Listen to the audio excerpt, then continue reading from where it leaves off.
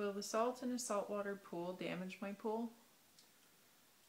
Not directly, but indirectly, yes, it can. And this is a topic that doesn't get enough discussion.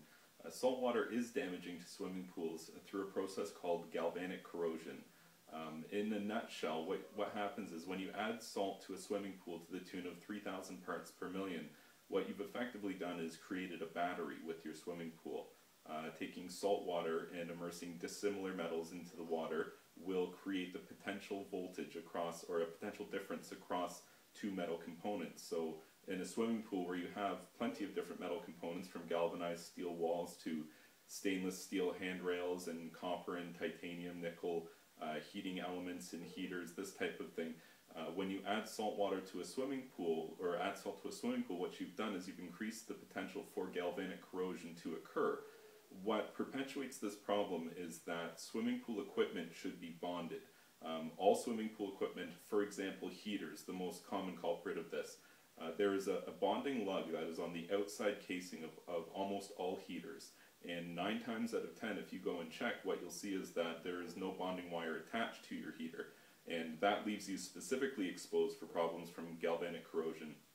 I personally have seen dozens of cases where heaters 1, 2, or 3 years old are just rotted beyond any sort of service or repair from this galvanic corrosion that occurs, oxidization of soft metals.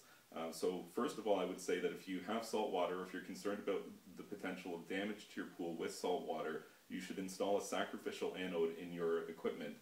Basically, it's an inline T that would be installed into your pump room, and there's a zinc anode or a zinc rod that is immersed in the water. Zinc being a weaker metal than stainless steel or copper or any sort of steel will be the weak link in the chain. It will experience the majority of the oxidization, sparing the rest of your swimming pool equipment. Specifically your heater would be a great example of something that's very expensive that can fail very quickly if you do not have a sacrificial anode installed and you are using salt water for your swimming pool. And I would recommend anybody listening to this video go outside and double check your heater and locate the bonding lug on the casing of your heater and see if you have a copper wire attached to it. 9 times out of 10 there isn't one there, and you should contact an electrician to have one installed as soon as possible.